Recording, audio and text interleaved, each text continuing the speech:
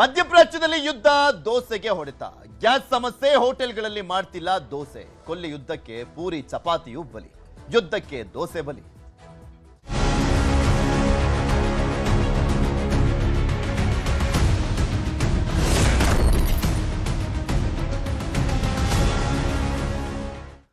ಮಧ್ಯಪ್ರಾಚ್ಯದಲ್ಲಿ ಯುದ್ಧದ effect. Shivamogga food ಕೋರ್ಟ್ಗೆ ತಟ್ಟಿರುವಂತದ್ದು ಯುದ್ಧದ ಬಿಸಿ. ಗ್ಯಾಸ್ ಇಲ್ಲದೆ ಫುಡ್ ಕೋರ್ಟ್ ಸ್ಟಾಲ್ಗಳು ಬಂದಾಗಿದ್ದಾವೆ.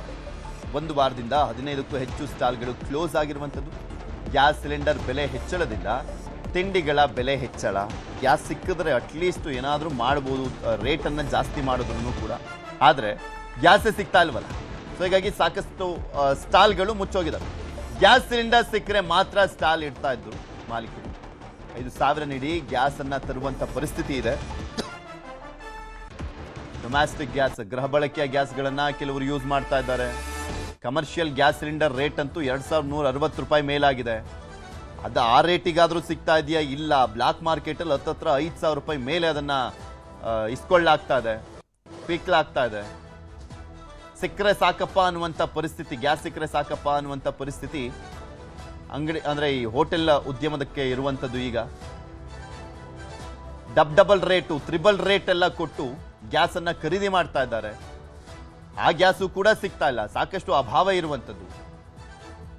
ಇಂತಹ ಸಂದರ್ಭದಲ್ಲಿ ಹೋಟೆಲ್ ಉದ್ಯಮಕ್ಕೆ ನಾವು ಆರಂಭದಲ್ಲಿ ತೋರಿಸ್ತಾ ಇದ್ವಿ, ದೊಡ್ಡ ಹೊಡೆತ ಫಸ್ಟ್ ಬಿದ್ದಿದ್ದೆ ಹೋಟೆಲ್ ಉದ್ಯಮಕ್ಕೆ. ಸಾವಿರಾರು ಹೋಟೆಲ್ಗಳು ಬಂದಾಗೋದು. ಇಡೀ ದೇಶದಾದ್ಯಂತ ಅದೇ ಪರಿಸ್ಥಿತಿ ಇತ್ತು. ಅದಾದ್ಮೇಲೆ ಸಪ್ಲೈ ಸ್ವಲ್ಪ ಜಾಸ್ತಿ ಆಗ್ತಾ ಆಗ್ತಾ ಹೋಟೆಲ್ಗಳು ಕೂಡ ಓಪನ್ ಆಗ್ಲಿಕ್ಕೆ ಶುರುವಾಯಿತು. ಬಟ್ ಇನ್ನೂ ಕೂಡ ಸಮಸ್ಯೆ ಇದೆ. ಇನ್ನು ದೊಡ್ಡ ಹೊಡೆತ ಬಿದ್ದಿರುವಂಥದ್ದು ಹೋಟೆಲ್ ಉದ್ಯಮಕ್ಕೆ. ಯಾಕೆಂದ್ರೆ ಸಾಕಷ್ಟು ಹೋಟೆಲ್ಗಳು ಬಂದಾಗಿದ್ದಂಥದ್ದು ಓಪನ್ ಆಯಿತು, ಇಲ್ಲ ಅಂತಲ್ಲ. ಆದರೆ ಯಾವುದು ತುಂಬಾ ಕನ್ಸ್ಯೂಮ್ ಮಾಡ್ತಾ ಇದ್ದಂಥ ಆಹಾರಗಳಿದ್ವು ಅದಕ್ಕೆಲ್ಲ ಕೊಡ್ಲಾಯಿತು, ಬ್ರೇಕ್ ಹಾಕ್ಲಾಗ್ತದೆ. ಇದೇ ವಿಚಾರಕ್ಕೆ ಸಂಬಂಧಪಟ್ಟಂತೆ ವ್ಯಾಪಾರಸ್ಥರು ಏನು ಮಾತನಾಡಿದ ನೋಡೋಣ. ನಮಗೆ ತುಂಬ ಪ್ರಾಬ್ಲಮ್ ಆಗಿದೆ ಸರ್. ಅಂಗಡಿ ಹಾಕೋಕ್ಕೆ ನಡೆಸಲಿಕ್ಕೆ ತುಂಬ ಕಷ್ಟ ಆಗ್ತಾ ಇದೆ. ಯಾಕಂದ್ರೆ ನಮಗೆ ಸಿಲಿಂಡರ್ ಸಿಗ್ತಾ ಇಲ್ಲ, ಗ್ಯಾಸ್ ಪ್ರಾಬ್ಲಮ್ ಆಗ್ತಾ ಇದೆ. ಕಮರ್ಷಿಯಲ್ ಸಿಲಿಂಡರ್ ಕೇಳಿದ್ರೆ 4,000-5,000 ಕೇಳ್ತಾರೆ, ಅದು ಸಿಗ್ತಾ ಇಲ್ಲ. ಅದಕ್ಕಾಗಿ ತುಂಬ ಪ್ರಾಬ್ಲಮ್ ಆಗ್ತಾ ಇದೆ ಸರ್ ನಮ್ಮದು. ಈಗ ನಾವು gobi manchurian, fried rice, ghee rice ಇಂಥವು ಪಲಾವೆಲ್ಲ ಮಾಡ್ತಾಯಿದ್ದೀವಿ. ಆದ್ದರಿಂದ ಏನು ಮಾಡಿದ್ರು ಒಂದು ಸಿಗ್ತಾ ಇಲ್ಲ ನಮಗೆ ಸಿಲಿಂಡ್ರು. ಈಗ 2 ದಿನಕ್ಕೆ 3 ದಿನಕ್ಕೆ ಒಂದು ಸತಿ ಹಾಕ್ತೀವಿ ಅಂಗಡಿನ, ಮತ್ತೆ ಬಂದ್ ಮಾಡ್ತೀವಿ. ಒಂದು 8-10 ದಿನ ಕಡೆ ಬಂದ್ ಮಾಡ್ಕೊಂಡು ಮನೇಲಿ ಇರ್ತೀವಿ. ಮತ್ತು ಆ ಸಿಲಿಂಡ್ರ್ ಬಂದು ಮತ್ತೆಲ್ಲರೂ ನಮ್ಗೆ ಸಿಕ್ಕಿದ್ರೆ ಮತ್ತು ಒಂದು ಸತಿ ಹಾಕ್ತಾಯಿರ್ತೀವಿ. ಈ ಕಸ್ಟಮರ್ಗಳು ನಮಗೂ ಭಾಳ ಪ್ರಾಬ್ಲಮ್ ಇದೆ ಅಂತ ಹೇಳ್ತಾ ಇದ್ದಾರೆ. ನಾವೀಗ 10 ಸ್ಟಾಲ್ ನಡೆಸ್ತಾ ಇದ್ದೀವಿ. ಇನ್ನೂ ಒಂದು 14-15 ಸ್ಟಾಲು ರಜಾದಲ್ಲಿ ಇರ್ತಾವೆ. ಅದು ಗ್ಯಾಸ್ ಪ್ರಾಬ್ಲಮ್ ಸರ್. ಗ್ಯಾಸ್ ಸಿಗ್ತಾ ಇಲ್ಲ. ಇಲ್ಲಿ ಕಟ್ಟಿಗೆ ಒಲೆ ಉಡ್ಸೋಕ್ಕೂ ಆಲ್ಟ್ರೇಷನ್ ಮಾಡಿ ಕಟ್ಟಿಗೆ ಒಲೆ ಮಾಡೋಕ್ಕಾಗಲ್ಲ. ಯಾಕಂದರೆ ಇಲ್ಲಿ ಹೊಗೆ ಸುತ್ಕೊಂಡ್ಬಿಡುತ್ತೆ, ಕಸ್ಟಮರಿಗೆ ಭಾಳ ಪ್ರಾಬ್ಲಮ್ ಆಗುತ್ತೆ. ಈಗ ಗ್ಯಾಸ್ ಇಲ್ಲದೆ ನಮಗೆ ಒಂದು 2 ಮಂತ್ಸ್ ಆಯಿತು ಗ್ಯಾಸ್ ಪ್ರಾಬ್ಲಮ್ ಸಲುವಾಗಿ. ಏಜೆನ್ಸಿಯವರು ಗ್ಯಾಸ್ ಕೊಡ್ತಾ ಇಲ್ಲ ನಮಗೆ. ತುಂಬ ಅಂಗಡಿಗಳು ಇದಾವೆ ಕ್ಲೋಸ್ ಆಗಿ. ಒಂದು 28 ಅಂಗಡಿಯಲ್ಲಿ ಒಂದು 10 ಅಂಗಡಿಗಳು ಕ್ಲೋಸ್ ಆಗಿದೆ. 10 ಅಂಗಡಿಗಳು ಆಗ್ತಾಯಿಲ್ಲ. ಎಲ್ಲೋ ಒಂದಿನ ಗ್ಯಾಸ್ ಸಿಗುತ್ತೆ, 2 ದಿನ ಮಾಡ್ತಾರೆ, 3ನೇ ದಿನಕ್ಕೆ ರಜೆ ಮಾಡ್ತಾರೆ. 3-4 ದಿನ ರಜೆ ಆಗಿಬಿಡುತ್ತೆ. ಹಂಗೆ ಸರ್ ಮ್ಯಾನೇಜರ್ ಸ್ವಲ್ಪ ನಾವು ಜಾಸ್ತಿ ಮಾಡಿವಿ ಸರ್ ರೇಟ್. ಈಗ ನಮಗೆ ಸಿಲಿಂಡ್ರ್ ಗೊತ್ತಲ್ಲ ನೋಡಿ, ನಾವು ಮೊನ್ನೆ ಸಿಲಿಂಡರ್ ಇಲ್ಲ, ಆಕಸ್ಮಿಕ ನಾವು ವ್ಯಾಪಾರ ಮಾಡಲೇಬೇಕು. ನಮ್ಮದು ಕಮಿಟ್ಮೆಂಟ್ ಇದೆ ಸರ್. ನಾವು ಸಂಘದಿಂದ, ಸ್ವಸಹಾಯ ಸಂಘ, ಸ್ತ್ರೀಶಕ್ತಿ ಇವೆಲ್ಲ ಸಂಘ ಲೋನ್ ತೆಗೆದಿವಿ. ಅವೆಲ್ಲ ಕಟ್ಟಬೇಕು. ಈ ಧರ್ಮಸ್ಥಳ ಸಂಘದಿಂದ ಬ್ಯಾಂಕ್ ಲೋನು, ಮಕ್ಕಳ ಎಜುಕೇಷನ್ನು, ಅದನ್ನ ಸಮಸ್ಯೆ. ಹಾಗೆ ನಾವು ಮೊನ್ನೆ 3,100 ರೂಪಾಯಿ ಕೊಡ್ತಾ ಬಂದಿವಿ ರಾತ್ರಿ ನಮಗೆ ಗ್ಯಾಸು.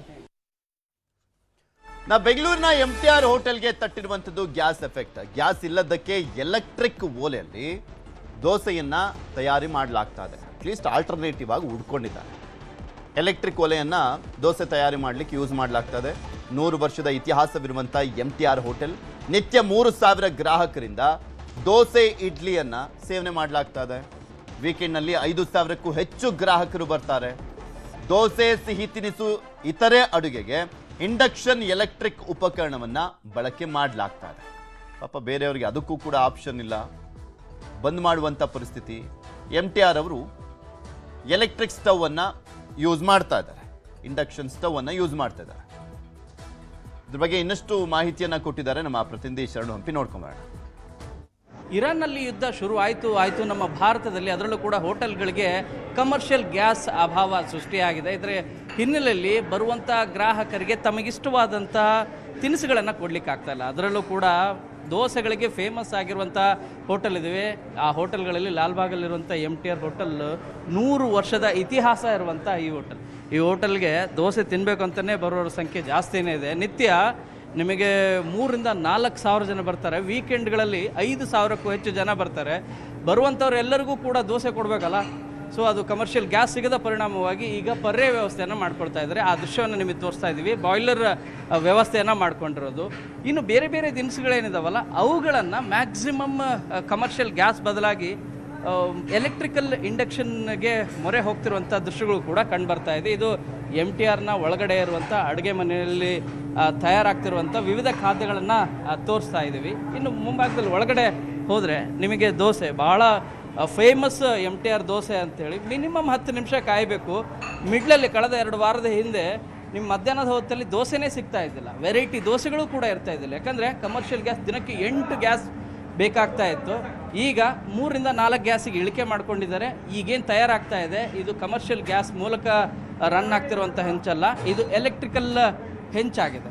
ನಿಮಗೆ ಕಂಟಿನ್ಯೂಸ್ ಆಗಿ, ಯಾಕಂದರೆ ಬರುವ ಗ್ರಾಹಕರಿಗೆ ಎಲ್ಲೂ ಕೂಡ ಅರ್ಧ ಗಂಟೆಗೆ ಒಂದು ಸಾರಿ ದೋಸೆ ಸಿಗುವಂಥ ಪರಿಸ್ಥಿತಿ ನಿರ್ಮಾಣ ಆಗ್ತಾ ಇತ್ತು. ಬಟ್ ಈಗ ಹಾಗಲ್ಲ. ಬರುವಂಥವ್ರೆಲ್ಲರಿಗೂ ಕೂಡ 10 ನಿಮಿಷದಲ್ಲಿ ಅದೇ ಸ್ವಾದಭರಿತವಾದಂಥ ದೋಸೆಯನ್ನು ಕೊಡಲಿಕ್ಕೆ MTR ಸಿದ್ಧವಾಗಿದೆ. ಕ್ಯಾಮ್ರಾ ಪರ್ಸನ್ ರಾಯ್ಡು ಜೊತೆ ಶರಣು ಹಂಪಿ, ನ್ಯೂಸ್ 18. ನಾವು ಬೆಂಗಳೂರಿನ ವಿದ್ಯಾರ್ಥಿ ಭವನ ಹೋಟೆಲ್ಗೂ ಕೂಡ ತಟ್ಟಿರುವಂಥದ್ದು ಗ್ಯಾಸ್ ಬಿಸಿ. ಕಮರ್ಷಿಯಲ್ ಗ್ಯಾಸ್ ಸಿಗದೆ ಪರ್ಯಾಯ ವ್ಯವಸ್ಥೆಯನ್ನ ಮಾಡಿಕೊಳ್ಳಲಾಗಿದೆ. ಗ್ಯಾಸ್ ಕಡಿಮೆ ಬಳಕೆ ಆಗುವಂಥ ಸೆರಾಮಿಕ್ ಬರ್ನರ್ಸ್ ಬಳಕೆಯನ್ನ ಯೂಸ್ ಮಾಡಲಾಗ್ತಾ ಇರುವಂಥದ್ದು. ಗ್ರಾಹಕರಿಗೆ ಕೇಳಿದಂಥ ದೋಸೆ ಪೂರೈಕೆ ಮಾಡ್ತಾ ಇದ್ದಾರೆ ಮಾಲೀಕರು. ವಿದ್ಯಾರ್ಥಿ ಭವನ ಅಂದರೆ ಫೇಮಸ್ ಆಗಿರುವಂಥದ್ದೇ ದೋಸೆಗೋಸ್ಕರ. ಆ ದೋಸೆ ಸಹಜವಾಗಿ ಬೇಡಿಕೆ ತುಂಬ ಇರುತ್ತೆ. ಕ್ಯೂನಲ್ಲೆಲ್ಲ ನಿಂತ್ಕೊಂಡು ದೋಸೆ ತಿನ್ಕೊಂಡು ಹೋಗ್ತಾರೆ. ಈ ಸಂದರ್ಭದಲ್ಲಿ ಬರುವಂಥ ಗ್ರಾಹಕರಿಗೆ ಗ್ಯಾಸ್ ಸಮಸ್ಯೆ ಅದು ಇದು ಅಂತ ಹೇಳ್ಕೊಂಡು ಕೂರಕ್ಕೂ ಆಗಲ್ಲ.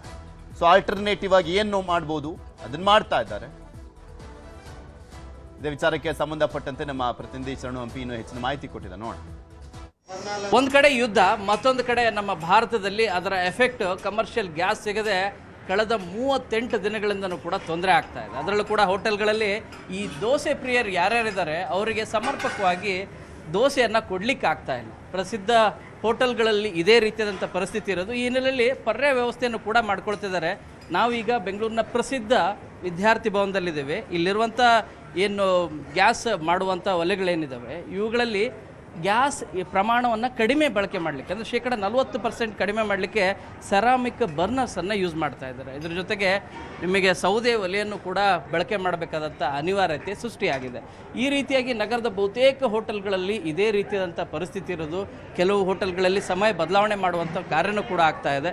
ಬನ್ನಿ, ಇಲ್ಲಿರುವಂಥ ಹೋಟೆಲ್ನ ಮಾಲೀಕರಂಥ ಅಡಿಗೆವ್ರನ್ನ ಮಾತಾಡ್ಸ್ತಾ ಹೋಗ್ತೀನಿ ಏನು ಹೇಳ್ತಾರೆ ಅಂತೇಳಿ. ಸರ್, ಗ್ಯಾಸಿನ ತೊಂದರೆ ಖಂಡಿತವಾಗಿ ಕೂಡ ಈಗ ಒಂದು 50% ಒಂದು ಕಡಿಮೆ ಆಗಿದೆ. ಬಟ್ ಆದರೆ ಪರ್ಯಾಯ ವ್ಯವಸ್ಥೆ ಮಾಡಿಕೊಳ್ಳುವಂಥ ಯೋಚನೆ ಅಂತೂ ಖಂಡಿತ ಆಗಿದೆ.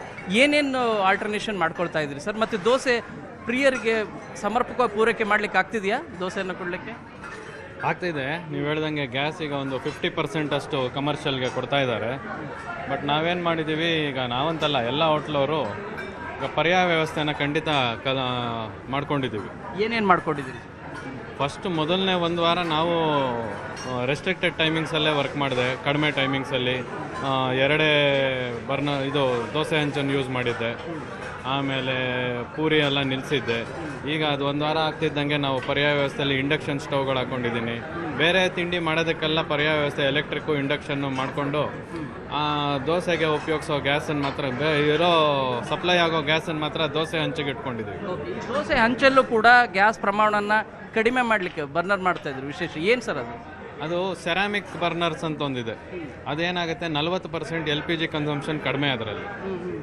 ಸೊ ಮುಂಚಿಂದನೂ ಇತ್ತು, ಇವಾಗ ಅದರದ್ದು ಬೆಲೆ ಗೊತ್ತಾಗ್ತಾ ಇದೆ, ಎಷ್ಟು ಉಪಯೋಗ ಆಗ್ತಾ ಇದೆ ಅಂದರೆ. ಸೊ 40% LPG ಕನ್ಸಂಪ್ಷನ್ ಕಡಿಮೆ ಅದರಲ್ಲಿ, ಬೇಗ ಬಿಸಿ ಆಗುತ್ತೆ ಹಂಚು. ಸೊ ಅದನ್ನು ಯೂಸ್ ಮಾಡ್ತಾ ಇದ್ದೀವಿ.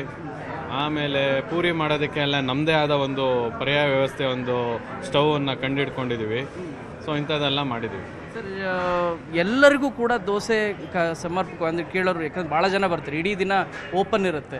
ಹೇಗೆ ನೀವು ಮ್ಯಾಕ್ಸಿಮಮ್ ಆಲ್ಟರ್ನೇಷನ್ ವ್ಯವಸ್ಥೆ ಮಾಡ್ಕೊಂಡು ಆಗ್ತಿದೆಯಾ ಅದು? ಖಂಡಿತ ಆಗ್ತಿದೆ. ಯಾಕಂದರೆ ನಮ್ಮಲ್ಲಿ ಎಲ್ಲ ಜನ ಬರೋದೇ ಮುಖ್ಯವಾಗಿ ದೋಸೆ ತಿನ್ನೋದಕ್ಕೆ. ಸೊ ದೋಸೆ ಇಲ್ದಿರ ನಾನು ಬೇರೆ ತಿಂಡಿ ಇಟ್ಟರೆ ಇಲ್ಲಿ ಏನೂ ಪ್ರಯೋಜನ ಇಲ್ಲ. ದೋಸೆ ಬರೋ ಟೈಮ್ಗೆ ಇನ್ನೇನಾದ್ರು ಫಿಲ್ಲರ್ಸ್ ಥರ ಇಡ್ಲಿ ವಡೆ ಖಾರಾಬಾತು ಅಂತ ತಿನ್ನೋದು. ಸೊ ದೋಸೆ ಬೇಕೇ ಬೇಕು. ಸೊ ಫಸ್ಟ್ 1 ವಾರ 10 ದಿವಸ ಸ್ವಲ್ಪ ಕಷ್ಟ ಆಯಿತು, ಯಾಕಂದರೆ 2 ಹಂಚಲ್ಲಿ ಮಾಡೋದಕ್ಕೆ.